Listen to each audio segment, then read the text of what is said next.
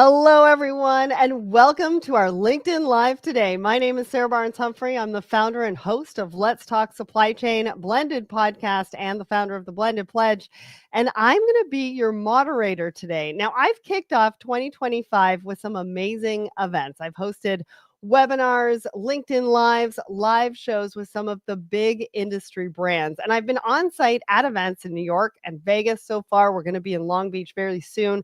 And I'm excited to keep that ball rolling today with the incredible team at Softeon.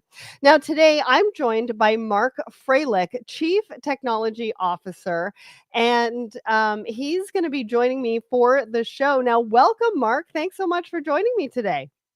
No, thank you. It's a great opportunity for me to chat with you and us to share ideas. I know we're going to be talking all about introducing innovation into your operations and sustaining it for long-term success. Now, as an industry, we're seeing continued challenges and disruptions that we can't manage alone. So we're increasingly seeing a focus on integrating new technologies to help support busy teams, but also boost competitive advantage. Now, Gartner predicts that by 2028, 80% of warehouses and distribution centers will have some form of warehouse automation, with 30% of those having robot platforms by 2030. But are we really prepared for that level of innovation? Where do we find the right technology? How do we figure out what's right for our organization? How do we actually integrate it successfully? There are a lot of big questions, and we're going to be diving deep into those today and exploring how you can navigate the shift and introduce tech that really makes an impact. Now, if you're watching, if you're tuning in, I want to know where you're tuning in from. So make sure to put in a comment. Let us know where you're tuning in from. And also, if you have questions throughout the show, make sure to put those in the comments as well, because Mark and I are going to get to those in just a little bit. Now, before we dive in, Mark, can you introduce yourself and maybe give us an overview of Softeon for those that might not know? Sure. As you said, my name is Mark Fralick. I've been fortunate enough to be in this great industry since 1988. I started my days at a company called McHugh, which then became Red Prairie, JDA, Blue Yonder. My business partner at the time, Jim Heflin, who is the CEO of Softeon now, and I are the ones that created the WMS that's now owned by Blue Yonder. We sold it to them, and both of us worked for them for a while. I went off on my own, did implementations for the last 20 years, mostly really highly automated implementations all over the world, 16 countries, I'm going to say, so not all over the world, but enough. And 2 years ago, when Jim joined Softeon, he brought me on with my entire team, and it's been great. Softeon is well known as one of the top WMS companies out there, and so they've been in the business for over 20 years. We were the first to the cloud, and so I think it was a natural thing for me to join on with Softeon, and I'm so happy to be here, and so happy to be here with you. Yes, and look at all these people. We've got people representing from Costa Rica, Cincinnati, New York City, Oh. New Brunswick, Canada. We got Canada in the house. I'm very excited about that. Being a Canadian, Orlando, Miami, Atlanta. So we've got lots of people here. So this is going to be a great discussion. I'm expecting lots of comments, lots of questions for you, Mark. Now, let's set the scene a little bit. So talk to me, like, what are the biggest challenges organizations are facing in their warehousing operations right now? Like, what is everybody worried about? Well, I think that there's a continued worry about staffing. And what's happened, back in the day when I started, we'd always say that people in the people working in the warehouse were at the beginning or the end of their careers, right? And so, but what's happened is people can make nice careers out of working the floor of a warehouse and get paid well and things like that. But what we're finding is that, as companies co-locate distribution centers, sort of in the same area, like literally in the same block almost, right? There's a lot of competitive pressure as far as wages, but not only wages, but ergonomics. Like, is it easier for me to work here? Do I have to, haul myself around a facility all day, running around to try and catch up? All those things really drive the labor component as much as anything now. And so I think that the dynamic of that is really, really interesting. And so when we talk about how to solve that, it is a myriad of options out there. And frankly, I think it's what might be a problem is so many options out there. ProMats in a couple of weeks, where you go out there and almost be lost in the sea of technology trying to get to the floor. Where do I go? Where do I start? What's the ROI? And so it's a really difficult, for a lot of people, can be a really difficult set of dynamics to navigate, I think. Yeah, well, and you bring up a really good point, and I hadn't really thought about it, but they have you're right, warehouses are to group together in these one locations, and so they really only pull from a certain pool of people that live within a certain radius, because who wants to drive an hour or two each way anymore? Since the pandemic, nobody wants to do that. Right, exactly. And like I said, the dynamics shifting a little bit toward, the workers having a bit more power in terms, as that's happened, like you go across the street for 10 cents an hour or stay here because, the work might be a little bit more aligned to your physical abilities or the pace of things or the way they motivate you as an associate on the floor. So there's so many things that play into when people say, oh, there's a labor, there's just a lot of elements that feed into that dynamic, I think. Yeah, absolutely. So, why do you think innovation and leveraging technology like robotics and automation is so important in tackling those challenges? And I want to, also be clear in the fact that there is a labor shortage, but we also want humans, I think, to work with the robotics and the automation, because there's certain things that people don't want to be doing anymore. Right. Yeah. No, I'm fully with you. And I think that, kind of look at the way things have gone, there's really that whole, like, hey, we have to attack the labor shortage problem, but that's really not necessarily the main objective that some business or many businesses have. Let me give you the example. So let's say that you are in a business that's highly dependent on the busy season, from, let's say, a couple weeks before Black Friday through, Right. mid-January, mid-December, right? That is as much as anything a scalability problem, right? So what I like to do is I like to talk about more about, like, what's the objective if like 80% of your business is in that range of days, like think about every day as an opportunity to make or break your business for the year. Right. If that's that's a scalability thing, right? That's a scalability issue, meaning that you can't just throw labor at that to solve it potentially, right? Because it's impossible to potentially do that.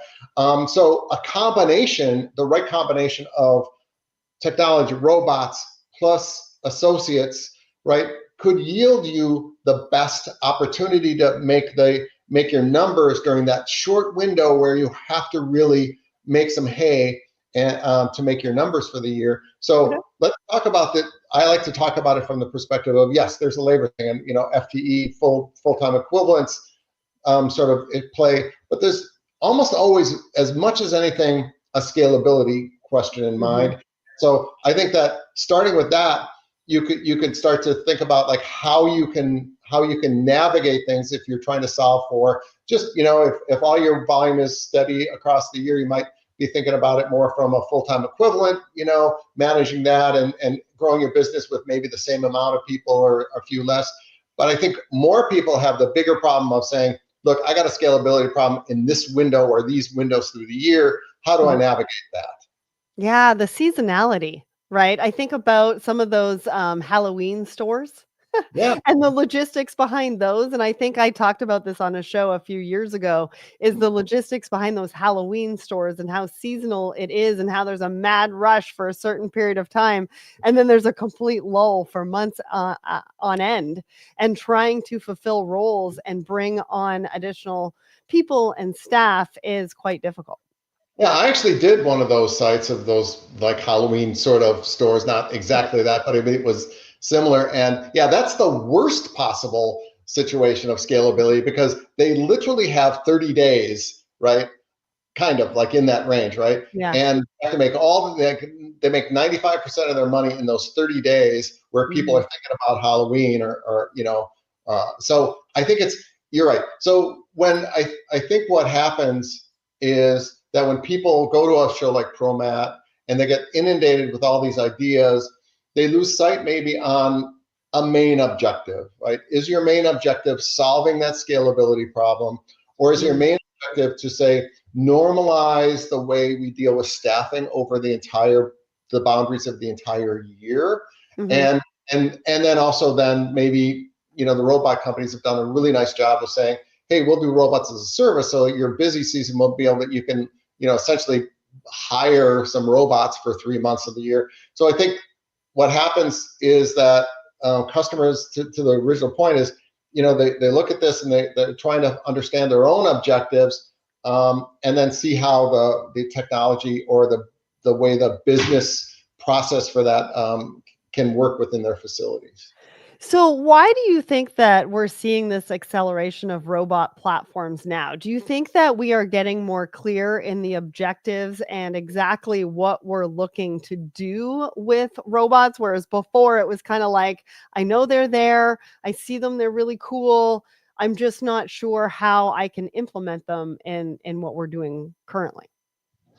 Yeah, I think it's a good question. I think that what I think is going on is um, we have the meeting of a couple of situations. One, when 10 years ago or so, when Amazon bought the only real game in the business for um, it created a vacuum in the space, and that while it was it was inconvenient for a year or two, that vacuum was filled by a massive amount of innovation and different thought processes around how to do things, moving shelves, individual assistant pickers, all these sorts of things came along, and so now you have all that has reached the ability to be prime time and a lot of different variations of those things, right? Just as people are saying, holy cow, I got a staffing problem that we need to deal with, right? So Right. now you have the fortunate situation where, while it was unfortunate, a little bit unfortunate for the industry for a year or two, that Amazon took the main guys that were doing this off the market, it created a vacuum which caused a massive amount of innovation. That innovation now is fairly mature, and now the prices are coming down. It's more competitive. There's more options from a commercial perspective. Just when we need that from the perspective of getting a handle on our FTEs and our scalability problems. So it's a meeting of those two sort of situations that have really caused us to move forward more quickly. Yeah, and it's interesting to see where people are sort of finding the gaps, where leaders are finding the gaps in how to use some of these systems. Now, we know we need to incorporate innovation into our warehouses. We've kind of established some of the challenges and what that looks like, but how do we navigate that journey? And we've talked about some of you know, um, the obstacles. We've talked about what people should be thinking about when they're thinking about implementing some of this technology. You mentioned that sometimes we get overwhelmed by being at trade shows like ProMat. I've just been at Manifest. I know that you guys were there as well. So, where do we find technology? Where else can we seek out technology to see who's on the market, but also to try to find an understanding as to whether they're the right fit for us, right? Yeah, I think the way to do that, especially if you're going to go to a show like ProMat, but really to start the process, really you have to set a North Star for yourself and say, look, this is the main problem. This is the main objective. And if we had to solve all kinds of different problems, if we didn't solve this one thing, the introducing of this technology is a failure. I mean, it literally has to be something like that, because otherwise what happens is you kind of get dragged in different directions. And the last thing that you want to do is say, look, we're just going to take some low-hanging fruit, right? Without that North Star, because let's say you take some low-hanging fruit, let's say shuttles from inbound staging to, put away, so autonomous vehicles doing that. Great, that's awesome. You got some low-hanging fruit, but now you have charging infrastructure, tech infrastructure, and stuff like that is revolving around a vendor that may not actually help you get to your North Star, which is solve a bigger scalability problem. And now all your charging, now you got all that electrical work that was done to make this happen. So if you're gonna shoot at the low-hanging fruit, I think that's great, as long as it also helps you achieve your long-term North Star goals. So I think that could actually be a good way of doing something, to say, look, we know we're going here. We can also take on these smaller things as proof of concepts along the way, as long as they keep supporting the end goal that you're trying to, again, that one thing or those few things that if you don't get these done, doesn't make any difference what all the rest of those things are, because they're inconsequential in the grand scheme of things. So that's, I think, get a North Star, make sure you don't make short-term decisions, and move along. I think that's such an important point, right? Before you go into any discussions, you really need to figure out what that focus is, because you can go in a variety of different ways. And those potential technology partners are going to talk about the different ways that you can utilize their system and how it can help and all that kind of stuff. But you're right, in that moment, some of those things might not make sense. So you have to think about and focus on in the moment, but then also think about that North Star and kind of what's coming up next that they could potentially support you on as well. So it's a really interesting balance in some of those conversations that you're going to have with possible partners and technologies. But once you've found like a multitude of possible partners, technologies, how do we sort through all of that? Because it's a very competitive market. There's lots of different providers, and it's not like you can just try out a few first, or as far as I know, you can't. How do you vet the options, better understand the providers and their offerings, and make a decision that's right for your organization? I know the North Star, I know the focus, but like, are there specific things that we should be thinking about, maybe questions we should be asking? Right. As I mentioned a few minutes ago, the nice thing is that when 10 years ago, when that vacuum occurred, right, a whole bunch of folks got into the market, and now they've actually matured, right, to the point where their sales processes have matured. So you can actually get from most of those robot vendors and most of the goods to person, we call it GTP, whatever those kind of techs, you can actually get them data, and if you feed all the competitors that you're asking the same data around, number of shifts per day, potential, in your peak season, what's the volume, in your non-peak season, what's the volume, how does that project in terms of how many FTEs, full-time equivalents I need, how much technology I need. Every one of those vendors now have matured their processes enough to be able to give you, a very clear idea of what the costs are, and the return on investment, which is always important if you're taking, this to the board and things like that. And then also, they've matured to the point where some of them have minimized the amount of capital expenditure. So now it becomes more of an ops sort of, operating capital perspective. So now you can say, you can use that as a variable too, to say, look, this is not going to go against my CapEx budget. This is an OpEx thing. And then it spreads out over the life of, several years. And it actually almost looks like just a variable expense to you. So I think that all of those things, luckily, as I said, we have this fortunate situation where those things have all matured just when we need them.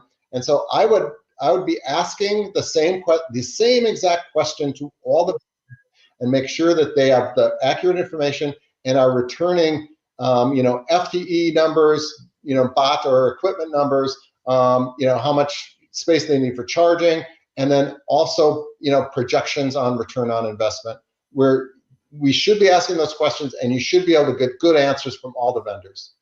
So I go back to my comment about testing, and I'm just going to sort of throw this at you. Can you test? Is there a way to test? Because I mean, at the end of the day, this is a big investment on both sides, right? It's a big investment for the tech company and the tech partner provider. It's a big investment for the customer. Is there a way to test to see if it's the right fit or not? And should we be asking about that? Like, is there a testing environment? I'm not sure what that looks like. That is difficult because there's a lot of infrastructure. Yeah, But that's what I was here's what, asking. here's what many of them will do. If you say, look, we shouldn't have a cavalier attitude toward the final steps. Obviously, no one wants to have you're making a generational decision, really, from an organization perspective, to make this right. And whenever we get into this situation, the first thing I always say is, look, I get it. We're making an organizational, generational shift, right? So we have to take all of this stuff very seriously. But the last steps sometimes are the most difficult. And one of those last steps could be a pilot. And I strongly advise people to write the contracts in a way to say, look, we really believe in your stuff, right? You've given us these FTE numbers, these ROI numbers, and let's take one of our sites and do a pilot. Usually you can arrange that at a reasonable amount of cost. Obviously, you're adding some, on your side, on the customer side, you might have to add some additional, electrical runs or something like that. But all the rest of that should be, just considered pilot. And if it doesn't work out, the vendor should allow you just, remove it. And so I think, again, as those vendors have matured in their business models and it's gotten more competitive, not only are they doing things like, robots on demand and things like that, they're allowing, in a lot of cases, people to do pilots and say that in that last step, let's verify everything that we've talked about on paper. Right. That's the best way. There's people that will say, okay, come and we'll set up a pilot, and or we'll set up a test in this facility, in our test facility. That never really yields much to me in terms of like real life. This is accurately depicting how in my operation I'm going to save time, or I'm going to do the process. Yeah. No, I'm so glad that you shared that, because I don't feel like we talk about pilots and testing enough. And I think that was great. So just a reminder to everybody in the audience, we've put some really great resources in the comments. If you haven't seen it, go grab those links. But also, if you have any questions, make sure to put those in the comments, because we're going to get to those in just a little bit. How are you guys liking it so far? Send me an emoji. I want to hear what you're thinking right now as well. Now, you mentioned operations. And I think identifying and choosing the right partner is the first piece of the puzzle, right? But then you have to tackle the next big challenge, and that's actually getting it into your operations.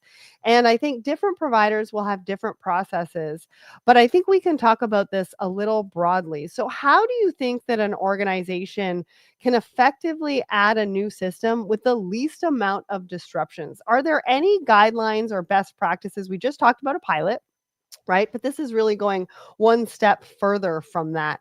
So are there any guidelines or best practices that you can share to help anybody looking to bring that into their operations? Yeah, that's actually a really terrific question, and it's a really difficult one. Reality.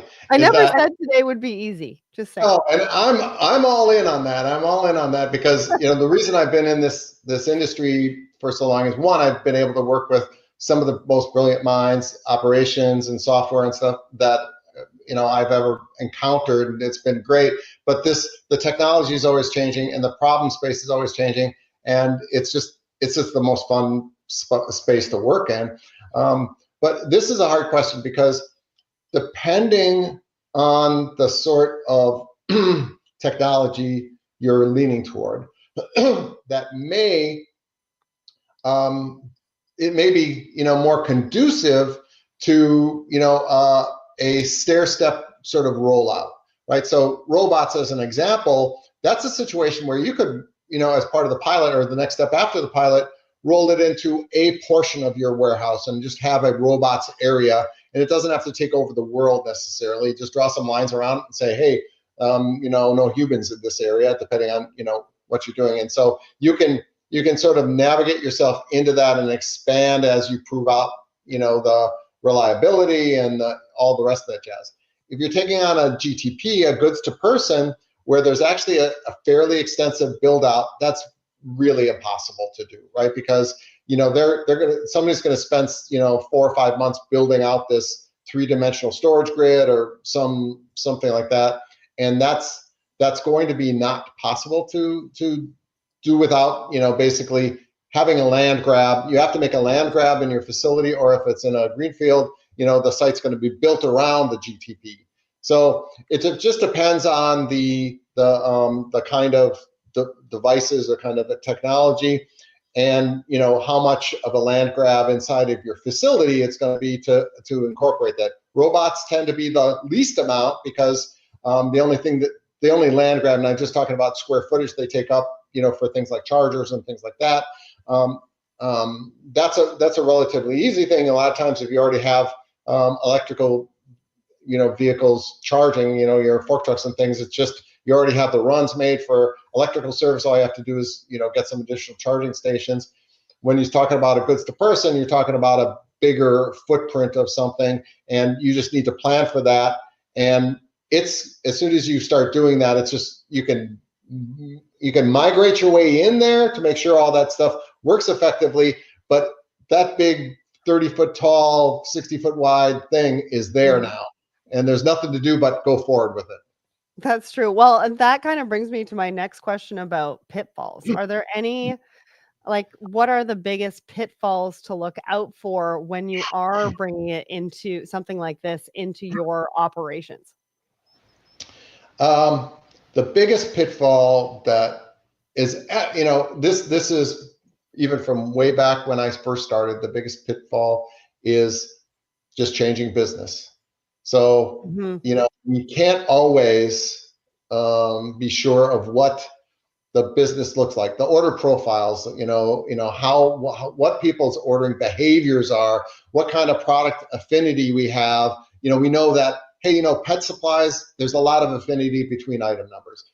Health and beauty, there's a lot of affinity between those item numbers. Not a lot of affinity between health and beauty and pets stuff, right? Right. In a single order, right? So all those things are things that we can plan for, right, and try to account for, but we cannot, you don't have a crystal ball that says, hey, people are going to be shifting toward this new way of doing it, and it's going to leave us, not having the same sort of order profiles, or we're going to have a change in the way we go to market. So I think that part of this is to say to yourself, all right, how nimble with this technology can we be if our order profiles change? Or what is this to our order profiles? What we find now is, when I entered this in this industry, we were all just doing conveyor stuff. And that's the worst possible bolt down technology for when something has to change. Because it takes so much space. Yeah, the conveyor is going that way, right? It's going that way. If you have to then send it off to, different chutes and different, it's a major infrastructure change, right? What the robots, and I'm just going to focus on robots for a second. The advantage of the robots is it's not a big infrastructure cost from an FMO, for facility maintenance perspective. It's if you get the commercials right, it becomes almost like hiring robot employees, because you're basically doing robots as a service, this much per month for robots. And if things change, you can say, boom, you're out of here, this other technology is coming in. Or you can change the way your robot services work and things like that. So I would say I lean toward less bolted down technologies myself, because but the new GTP stuff, the goods to person stuff, is so compelling that, like, if you're in the business of fashion wear, soft goods, that's not going to change, right? Your order profiles and things are going to change, but that is a really good use case for a goods to person thing, no matter what happens, unless you get into shipping bowling balls next week or something crazy, right? So So something a little bit more yeah, flexible and agile, because at the end of the day, we can only plan so far. Things are changing all the time. We don't know what's going to potentially happen 6 to 12 months from now. And so you want to be able to bring something in that is agile, flexible, and can move with the times and sort of the future of the business. yeah, exactly. But also within the constraints of the business you know it as today. Like, for instance, like I said, if you're in apparel, you're in, footwear or something like that, you're going to be in footwear. And so the order profiles might change, which might lean you a certain direction in terms of how you service them. But you know that the footwear is going to be, or the apparel is going to be served well out of this technology, right? Yeah. And so, yeah. Yeah. And I want to give a shout out to Alejandro over on my personal. He says, very excited to identify North Stars for the medium and long term in the warehouses and build strategic plans. Plus, John, I see your question. We're going to get to that one in a little bit. Now, one last question in this particular section that I have, I'm always talking about how technology implementation, digitization is really 20% the technology and 80% change management and teams and how we handle training and thinking about change management. Do you have any sort of tips and tricks when it comes to this particular technology on how to support teams through this journey, thinking about that change management, that training, that sort of thing? Yeah, I definitely do. Probably about 10 years ago, we changed the way we implement. I was, as I said, doing really highly automated facilities for the last 20 years. And we realized that we had been doing it wrong, that we were thinking about testing and validation as a phase instead of as a core element of everything that we think about. And so what that drove us to do is we created this challenge and refine process where we're challenging the vendor all along the way. We're challenging us, our operations all along the way, and we're challenging everyone to make the right calls on things. So what that means is you bring ops in early. You bring ops in early to help with the process of defining the parameters, getting things situated, understanding, what the associates are going to be asked to do, maybe get some initial feedback from the employees, get some initial training up front. The pilot of that helps. But I would say ops early and often is the best solution, because what then can happen is they can say, okay, this is what we like, and we can get some initial training, set for these folks. When things are made in the vacuum of like, hey, this is an IT thing or whatever, and I love, my IT brothers and sisters out there in the world. What happens is that, we forget about things like, we have, 50 associates per shift that need to be trained, and they might have some input about, how to, again, they're worried about if we don't make this ergonomically correct, we're going to lose people across the street to, the next DC down the street that's offering 5 cents an hour more. And so all of those things, I think, early and often get ops involved, make sure that they're part of every decision process and the steps so that they can validate that, training will be easy. These should all be what sometimes we call consumer grade sort of apps that somebody coming off the street can recognize, oh, I know how an app like this works, and just get on with it. And so I think all those things are really important. Training and testing and training is not an event. It's a process that needs to be handled throughout the entire part of the project.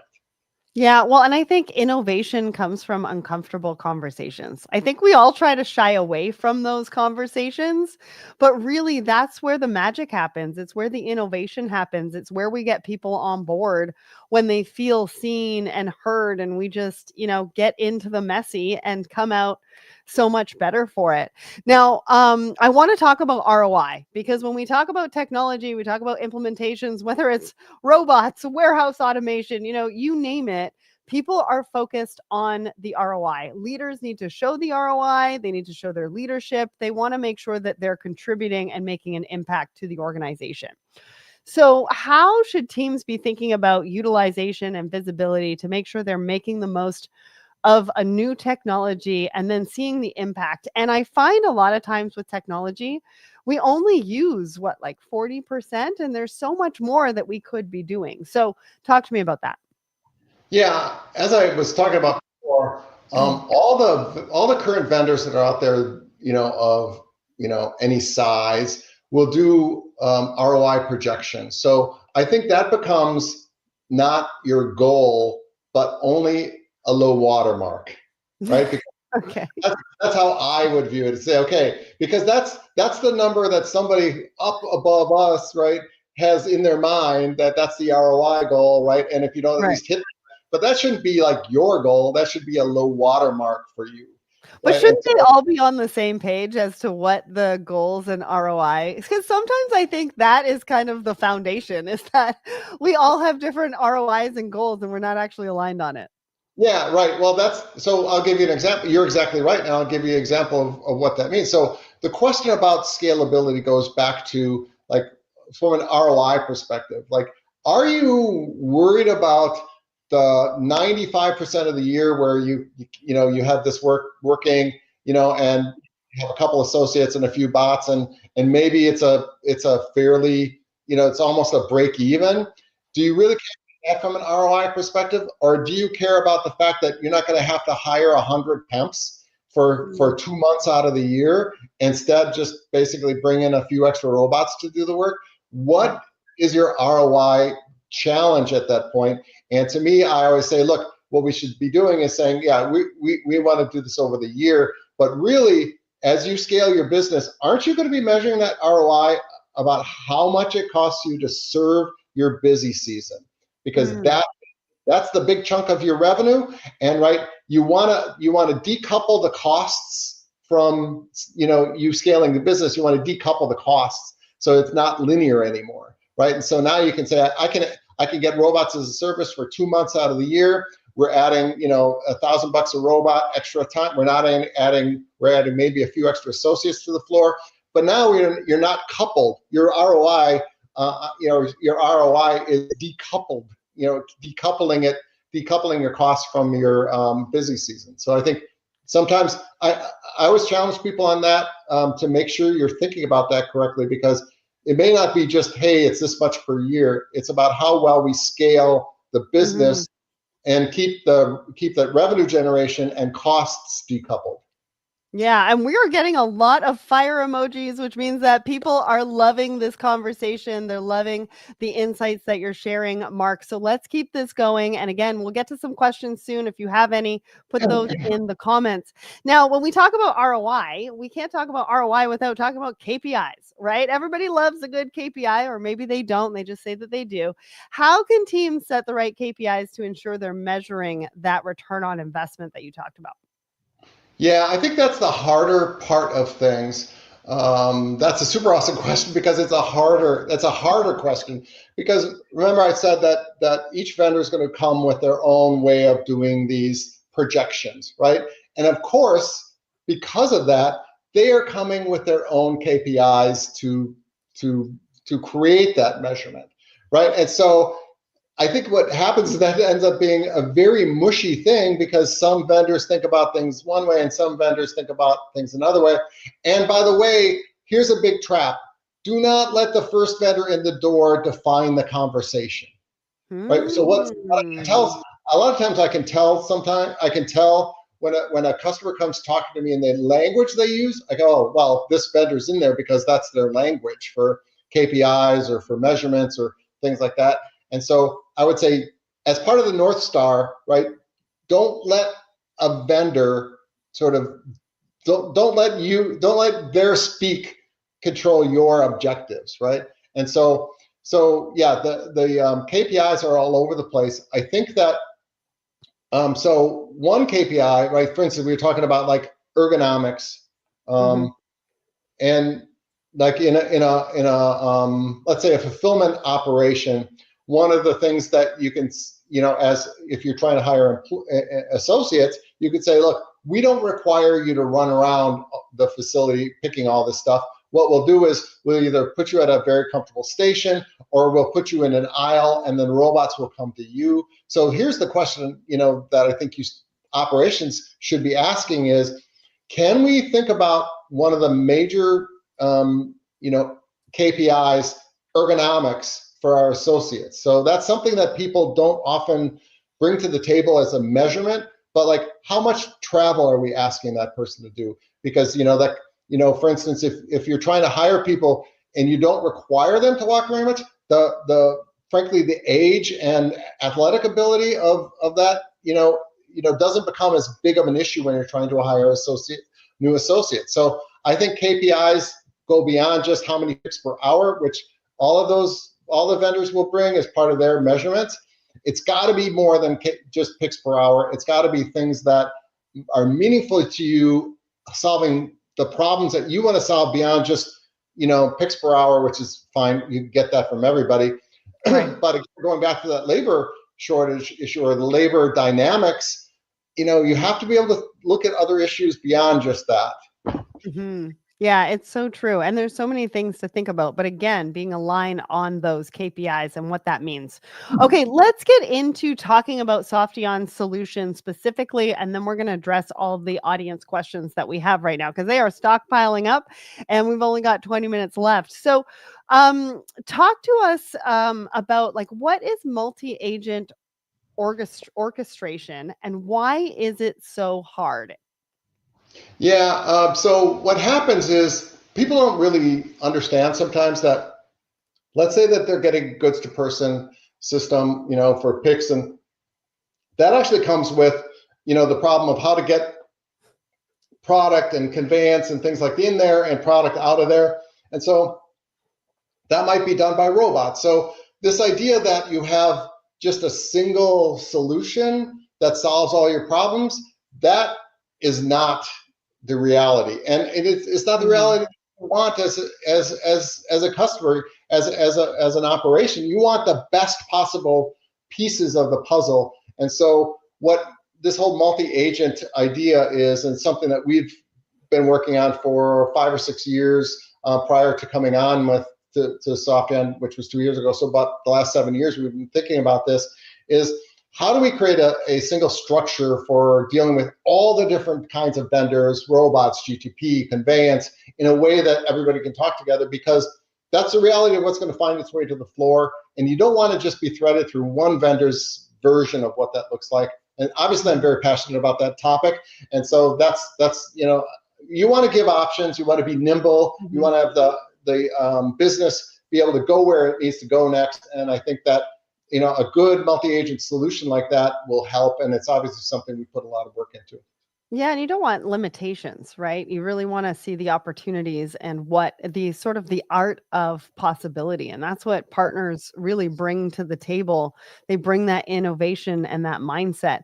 So how are you helping making that easy for your customers? Like talk us through, you've got a warehouse management solution, you've got a warehouse execution system, and then you talk a lot about your expert team. Can you put all of that together and how you make that easy for your customers?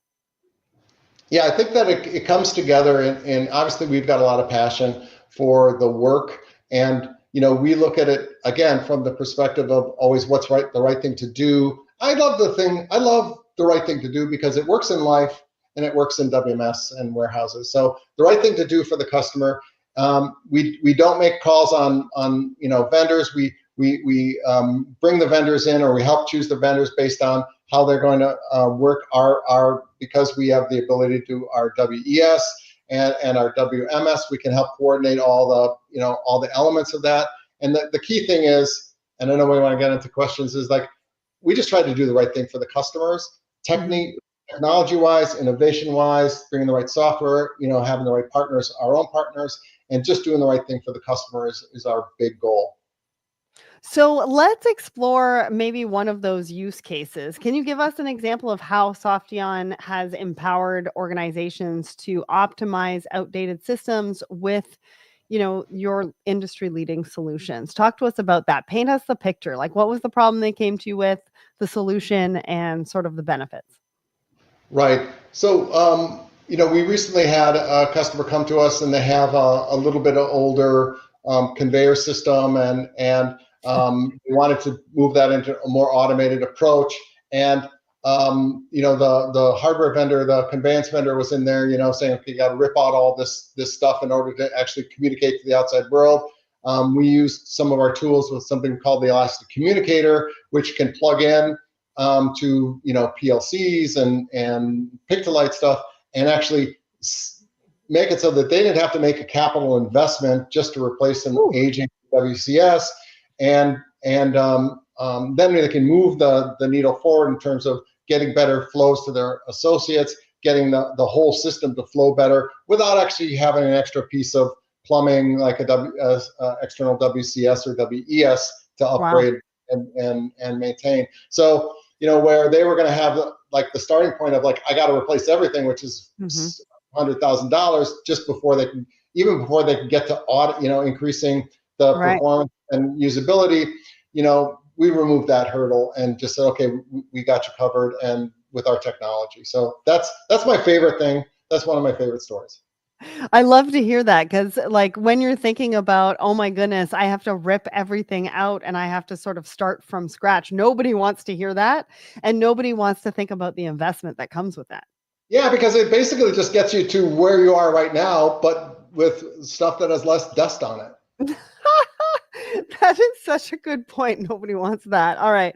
One of the things that I've mentioned throughout this discussion is that we've put in some really helpful resources into the comments. So I highly recommend you go and check those out.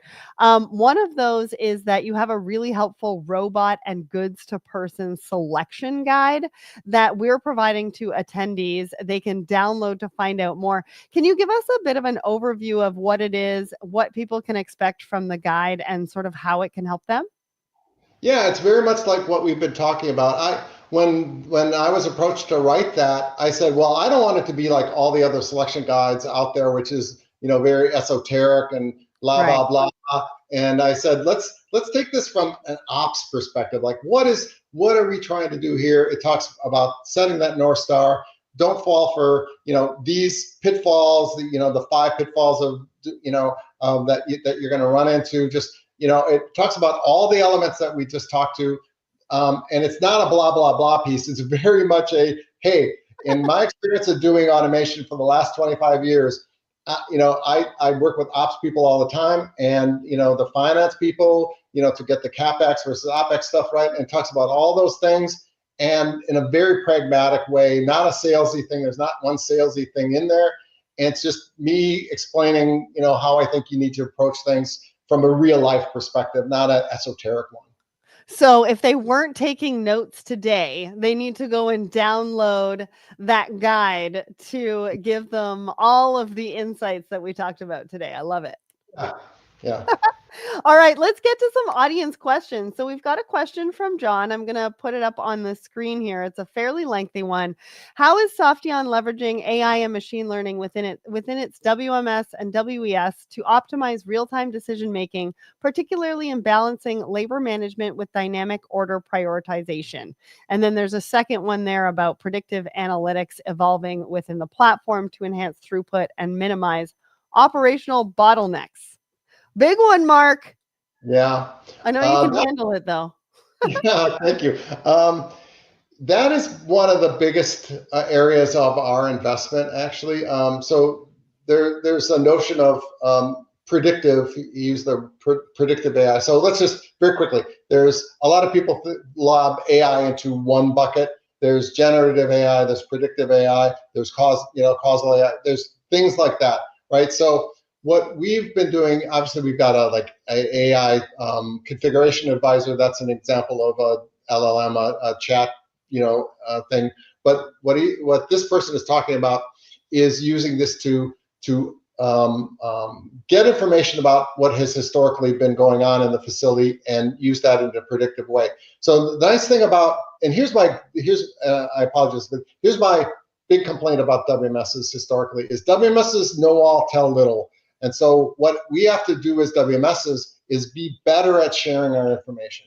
So like, hey, we often don't hear about, things that are going on in the facility from the WMS unless there's some kind of issue or something completes correctly.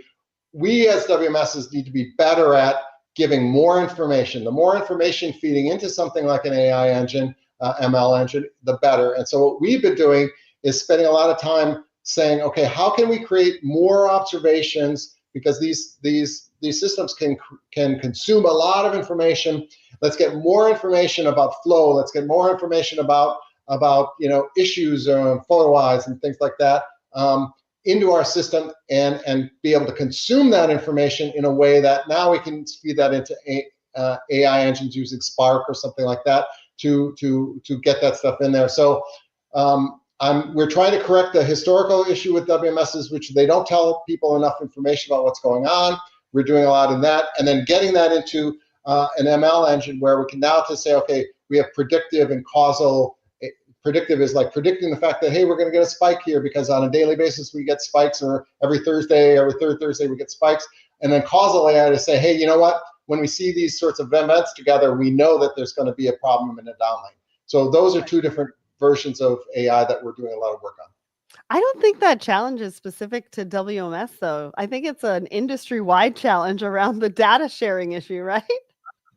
It is. It totally is. People get very, oh, this is my data, and or they just don't think about exposing it because they don't think anybody's going to care about it. We are taking the antithesis of that. We created an infrastructure called activity streams where we could take massive amounts of information in. We don't know who that might be pertinent to, but people, any ML, any system, a labor system, a resource, system, can subscribe to any of these sorts of events, observations, and it might be useful to them. We're getting out of the business of making predetermination of who those things are important to. And it's kind of biased, right? Because we really don't know what we don't know, and at the end of the day, we're making decisions about data that exactly really isn't useful to anybody. All right, we've got another question from the audience. How will the new AI agent technology impact the labor shortage situation? Now, I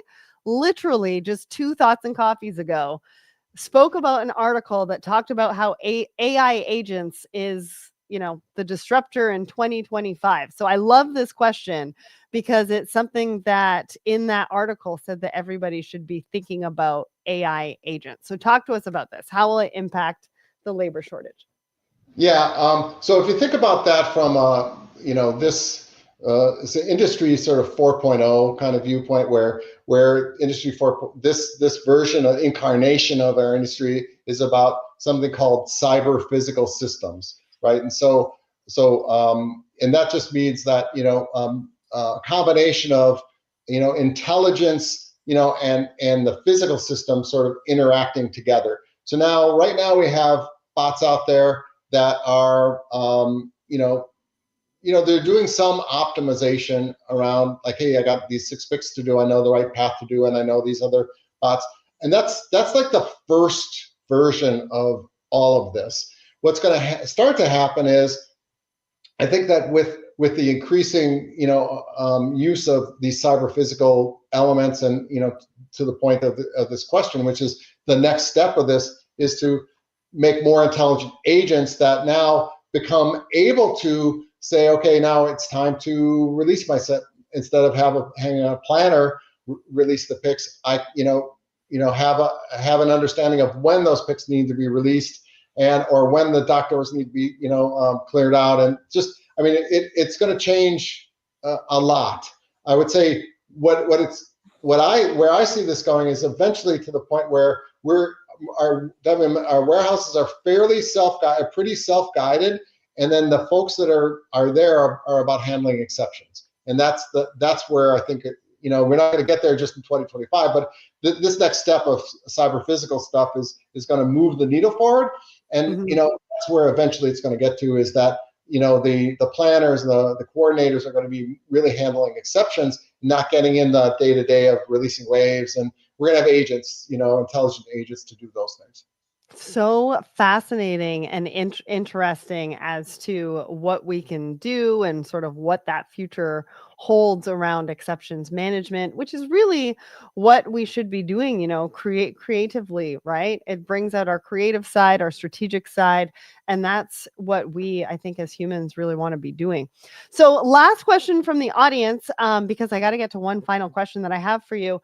How can businesses ensure that automation and multi-agent orchestration remain scalable as their operations grow? I mean, again, we talked about this earlier, right? It needs to be agile and flexible because we just don't know what the future holds.